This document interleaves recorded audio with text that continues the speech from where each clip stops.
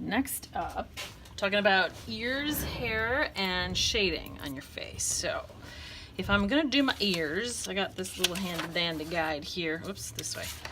Your ears don't stick out of your head. Like, this is a side view, and this is from the back there. So really, your ears, people tend to draw your ears like sticking out of your head like that. Well, similar shape, yes, but that's not, you're not Dumbo, or even Mini Dumbo. Should be a good movie coming out. But hey, this is side view. So if you look at this one, it really does sort of tuck back, and it starts typically around your eye line. Mine look like they start just a little bit above my eye line. So I'm gonna start with little dashes, and then your ears tend to come down somewhere between your mouth and nose. And so I have a picture of me, I'm smiling here, it's a cheesy little yearbook photo smile. But if I look at where my ear ends, I'm tilting my head down. So it would be somewhere in here. So looking straight ahead, I am looking at a mirror. It looks like this is where my bottom of my nose would be, right in here. My ear goes to about right there. So I do some little dots and dashes to see where they go to start.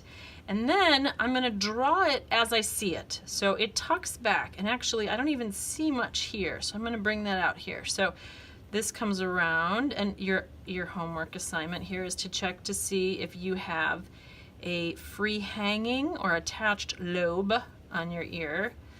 This comes in, mine are attached right here. This is not that straight. Where they touch all the way to the side. Some people, there's a little bit of a break and you have a free hanging lobe. And then this comes in here. My hair actually comes down this way, and then this curves around. There tends to be a little shadow in here as the top of your ear will curve. And then for me, this inner piece here sticks out almost to touch that. And they're very sculptural. So once you get these edges drawn in, you want to create the other parts of your ear by changing your value, not by drawing too many outlines. And this looks like this kind of curves out a little more, something like this. So again, whenever I shade, I want nice light touches. So I'm going to move my pencil on the side like this and kind of fade it out. This is a little bit of a shadow here. So the more I can make it look sculptural, and this fades into this, and the less like edges, the more realistic it's going to look. I have my tortillon, or little blending stick, and I can use that to fade those edges out into there too. You can either do it with your pencil and just lightly changing your shading, or you can do it with something like a blending stick too. I don't recommend your finger or a piece of Kleenex. You just can't get enough of an accurate edge. Q-tip might work if you're trying this out on your own, but it should look more like a sculptural edge. Now, your hair, boy or girl, not just sideburns, will come in front of your ear. So you can see over here, this sort of comes in. I often tuck my hair behind my ear. So on this side, I have these pieces, and this is actually covered up a little bit right now and typically. So these pieces kind of tuck in, and then they curve if I look at how my hair comes over here. Now, as we're moving toward hair, hair is always going to, or drawing your hair, you should always use a line and a direction, a length and direction of your line that would correspond to your hair. So my hair's light, so if I look at this picture, there's some parts that are a little darker, there's shadow in here. So I'm drawing more lines here. You're still gonna have, no matter what your hair looks like, you're still gonna have lines that go in that direction. So light or dark, have your lines correspond to length and direction. So, because my hair is long, my lines are long. Here I notice I have kind of a shadow here. So I'm going to add more lines there. So these lines go here, and I'm trying not to, as I do this, let any edges come up. Like sometimes when people shade, they kind of go like this. Your hair, this is a scribble, that's not hair. My lines for my hair need to have like a definite beginning and end so that they will look like hair, whether they are short or long. So on here, I have long hair, so I have long lines. If I look at this picture, just to give you an idea, oh look at that, my hair's on the other side. If I look here where there's a shadow, I'm going to need more lines to show more value, but they're going to follow again the length and direction of that hair. Here this comes down, these follow this edge, and it's tucking in here, so there's sort of a lighter edge there. These are going to be darker, so again more lines. And I'm noticing how they come out of my head. I'm noticing that here, these lines, this comes in here, there's some little ones that come out here. Down here, very dark, so I need lots of lines in there to make this darker. And then over here, I can do some of these outside ones that are gonna come this way.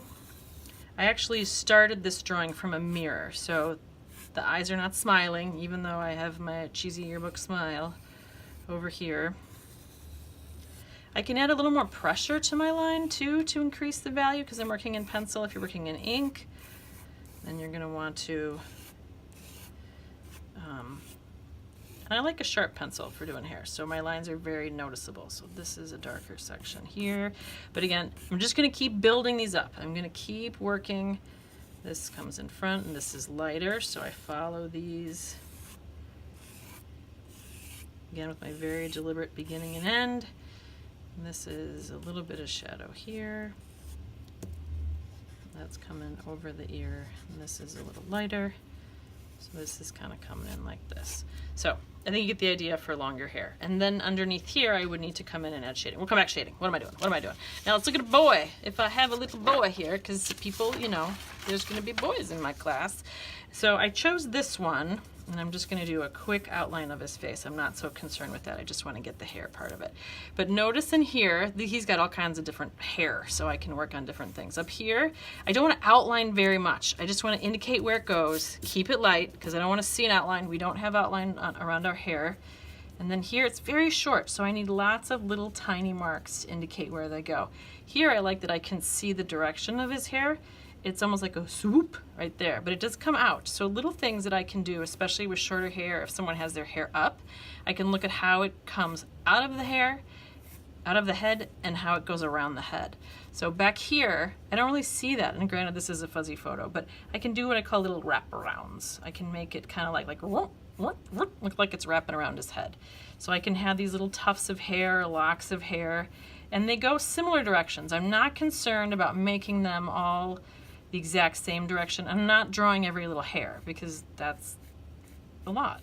So instead, I'm making the hair come around his head and show these little locks. And I keep looking over here. The answer whenever you're drawing a person is in the photo or the mirror of the person you're drawing, because that's going to show you how to do it.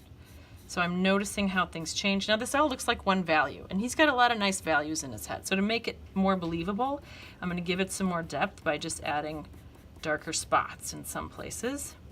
So I get this like depth look in between here. And then maybe, let's see, what if some come around this way? Oh, I kind of, you know, these are kind of coming in together a little fast. This should have been down a little bit.